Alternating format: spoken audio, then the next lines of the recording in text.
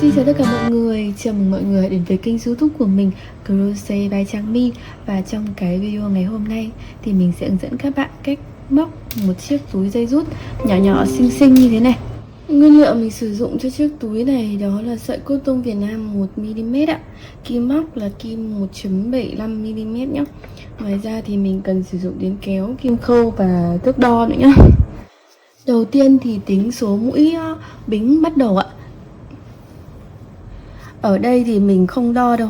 Các bạn sẽ tự, nếu mà các bạn muốn thay đổi cái kích thước túi ấy, theo cái ý của các bạn ấy, thì các bạn sẽ tính theo cái hướng dẫn của mình nhé. Ví dụ như là các bạn sẽ móc một cái mảnh thử, một mảnh thử với khoảng 10 mũi bính bắt đầu và 5 hàng. Các bạn móc bình thường, quay đầu và chỉ móc mũi kép ạ. Chỉ với mũi kép thôi nhé.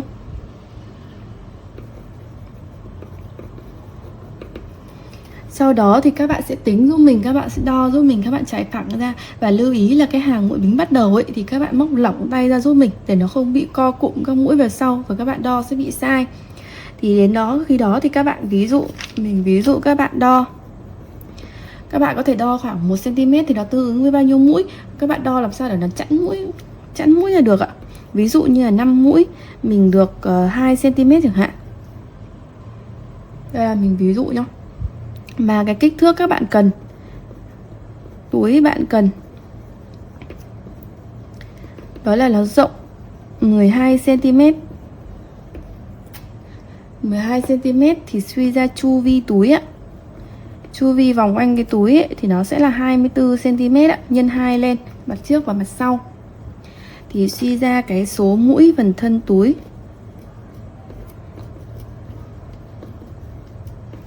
các bạn sẽ bằng 24 chia cho 2 nhân với 5. Để chia cho 2cm nhân 5 mũi. Cái này là tính chéo thôi, 60 mũi kép, 60 mũi kép. Đúng rồi, cho phần thân túi mà. Thì suy ra cái số mũi bính bắt đầu ấy ạ.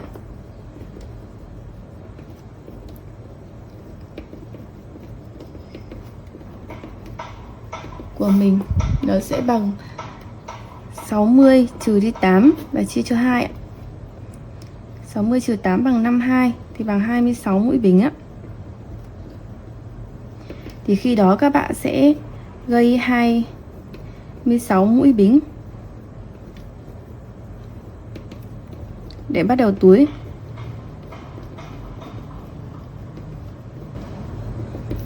Có một chút lưu ý nhỏ là khi các bạn tính ấy, thì các bạn tính cái số mũi này chia hết cho 4 giúp mình ạ.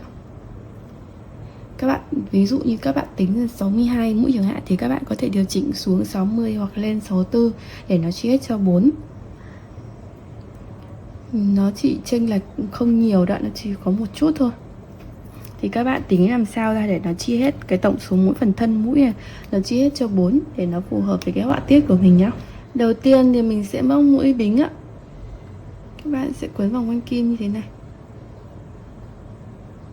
Được một mũi ạ. Sau đó thì mình cứ đi qua mũi như thế này. Các bạn lưu ý là khi mà mình móc đáy túi thật thì các bạn sẽ móc chặt tay cái hàng mũi bính này một chút nhé. Khi móc mẫu thử thì mình móc lỏng, còn khi móc thật rồi thì mình móc chặt một chút để cái đáy túi nó được khít mũi vào nhau ạ. Và cứ như vậy thì các bạn sẽ tiếp tục cho đến khi các bạn có được cái số mũi bính cần thiết ạ. Sau khi đã móc xong cái chuỗi bính rồi thì mình sẽ móc hàng họa tiết đầu tiên này.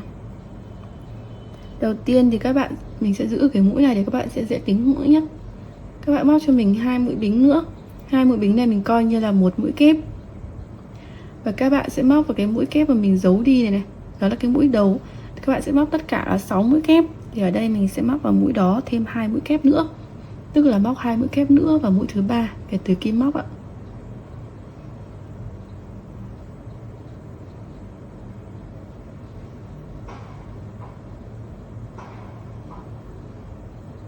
Các bạn quan sát lại cái mũi kép nhé.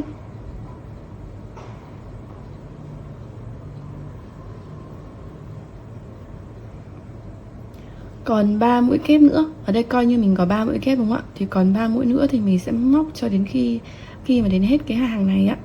Hàng đầu tiên thì các bạn sẽ móc vòng quanh cái chuỗi bính này nhá. Sau đó thì tương ứng với mỗi một mũi bính như thế này thì các bạn sẽ móc một mũi kép ạ.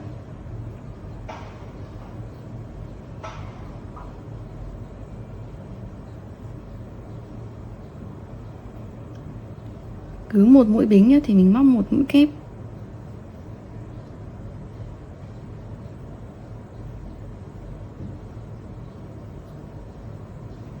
Cứ như vậy các bạn sẽ móc cho đến cái mũi cuối cùng ạ. Đến mũi cuối cùng thì các bạn sẽ móc giúp mình là 6 mũi kép bằng cái mũi bính cuối nè.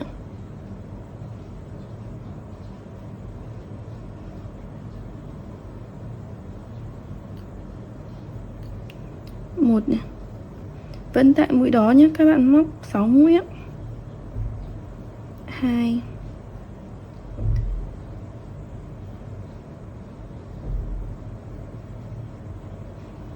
3 4 5. Cái mũi nó sẽ hơi bị xô và kéo ra như thế này thì các bạn chỉ cần kéo chặt cái dây này nó sẽ thu lại ạ.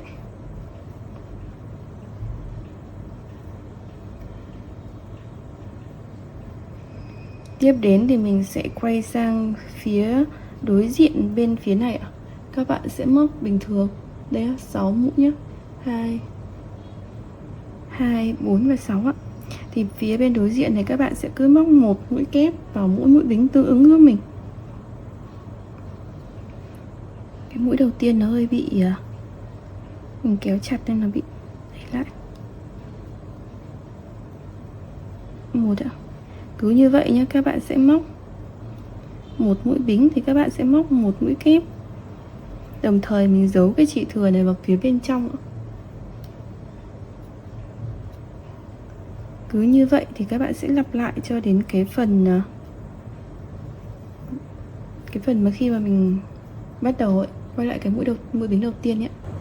Quay lại cái mũi này thì như mình có nói lúc đầu ấy, thì là các bạn sẽ móc tiếp để đủ 6 mũi kép vào cái mũi đầu tiên nhá. Thì phía bên này mình sẽ móc 3 mũi kép ạ. 1 nè. Vẫn vào chân đó nhé, các bạn móc 3 mũi ạ. 2 3. Sau đó một trượt các bạn móc vào mũi kép đầu tiên.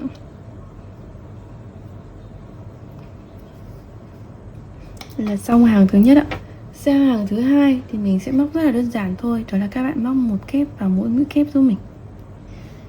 Đầu tiên nhé, các bạn móc một mũi kép, 2 mũi bính ạ, mình coi là một mũi kép ạ. Sau đó thì móc một kép vào tại cái mũi đầu tiên này luôn.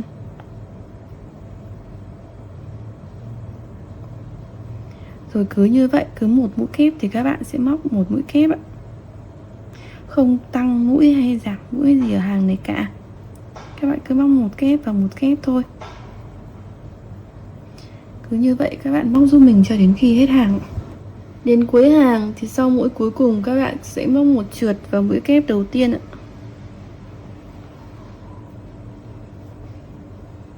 Để kết thúc hàng thứ hai này. Rồi hai cái bên này nó sẽ dựng dần lên nhá. Hàng thứ ba các bạn chú ý ạ. Đầu tiên thì mình sẽ móc 2 mũi bính ạ. Sau đó các bạn sẽ móc một mũi kép đôi, một mũi kép đơn chập 2 ạ, trung chân, tức là vẫn vào chân mũi đầu tiên này. Mình sẽ móc như thế này, thêm một mũi nữa, rồi chập vào, làm một. Mình sẽ coi tất cả cụm này như một mũi kép đơn chập 3 trung chân nhé. Sau đó là 2 mũi bính. Và vẫn tại cái mũi đầu tiên này các bạn sẽ móc giúp mình một mũi chập 3 trung chân như thế nữa. 1 2 3, chập vào làm 1. Các bạn sẽ cách ra 1 2 3 mũi, móc vào mũi thứ tư một cái cụm tương tự. Các bạn sẽ móc mũi chập 3 nhé. 1 2 3 4 ạ.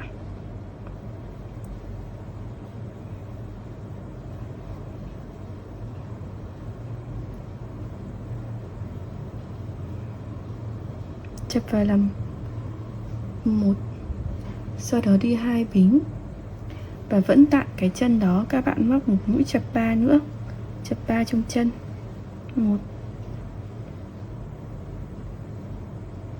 2,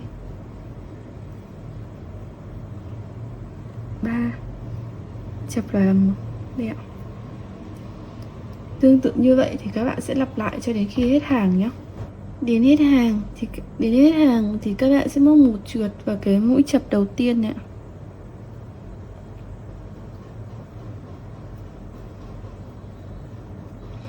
Là xong hàng thứ 3. Sang hàng thứ 4 thì đầu tiên các bạn sẽ móc một trượt vào cái khoảng trống 2 bính ở giữa này giúp mình nhé. Đây ạ.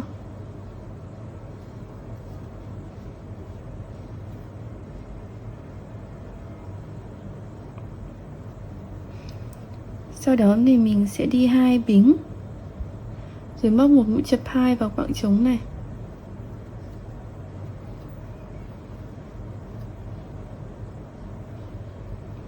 Chập lại làm 1, coi như một mũi chập 3 đấy ạ. Sau đó 2 mũi bính và một mũi chập 3 chung chân vào trong cái khoảng trống này.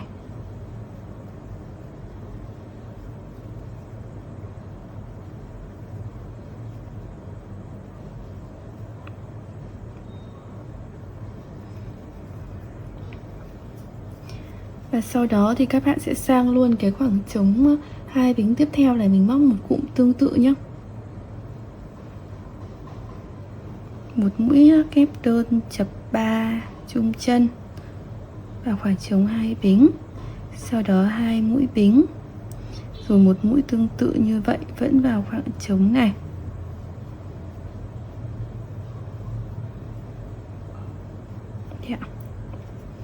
Và cứ tương tự như vậy thì các bạn sẽ lặp lại cho đến khi hết hàng. Đến hết hàng thì mình cũng sẽ nối một trượt vào cái mũi chập đầu tiên nhé.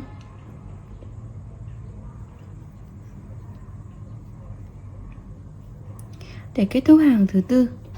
Và sau đó thì các bạn sẽ cứ lặp lại cái hàng họa tiết thứ 4 này cho đến khi mà mình đủ cái chiều dài của cái phần chiều dài của túi nhá. Cái phần dây rút bên trên nó cũng không đáng kể lắm, chỉ khoảng tầm 1 cm thôi, tùy theo cái sợi to hay sợi nhỏ các bạn móc thôi.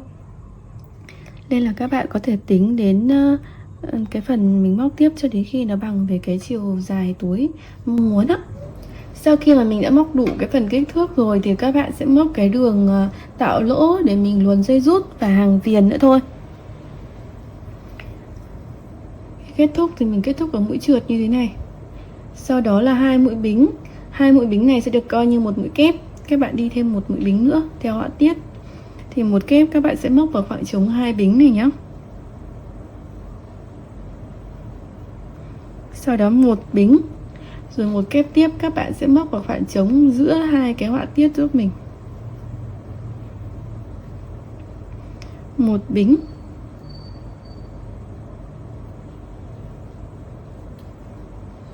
một kép vào khoảng trống 2 mũi bính,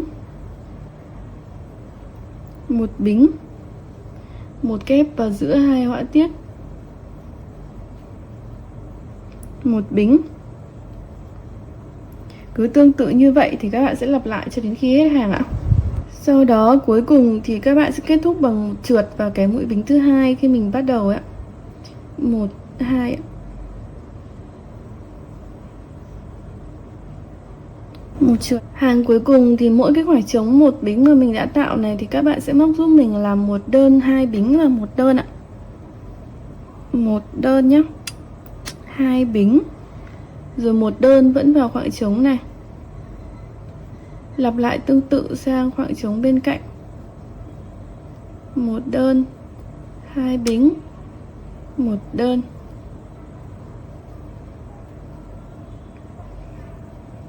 Một đơn, 2 bính, một đơn. Cứ tương tự như vậy các bạn lặp lại cho đến khi hết hàng ạ. Đến cuối hàng thì mình sẽ kết thúc bằng một mũi trượt vào cái mũi đơn đầu tiên ạ.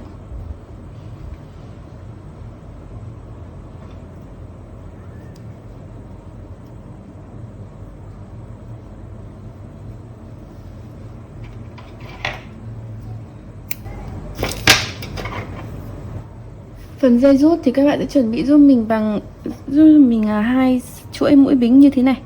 Các bạn sẽ chỉ móc mũi bính thôi.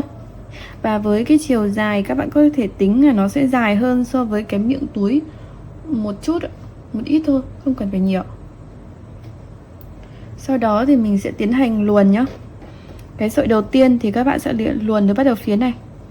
Mình có thể sử dụng một cái kim khâu sợi á, loại to này.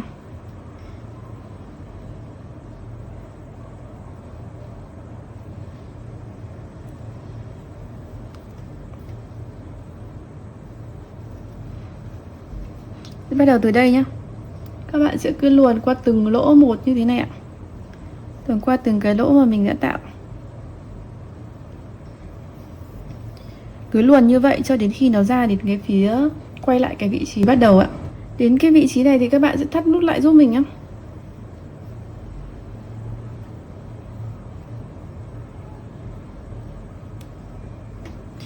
Mình có thể luồn qua một cái hạt trang trí như thế này. Với sợi còn lại thì các bạn cũng sẽ luồn qua các cái lỗ như vậy. Chỉ có khác một điều là lúc nãy mình luồn từ phía bên này thì các bạn phần bên này thì mình sẽ luồn theo hướng này nhé. Và mình cũng luồn qua các lỗ như là mình đã luồn cái sợi tương tự sợi trước đó. Chú ý không để nếu mà dùng kim thì chú ý đừng để nó đâm vào cái sợi đã luồn trước đó nhé. Và cứ như vậy thì các bạn cũng luồn vòng quanh cái miệng túi ạ. Như vậy là mình đã hoàn thiện xong chiếc túi dây rút này rồi ạ.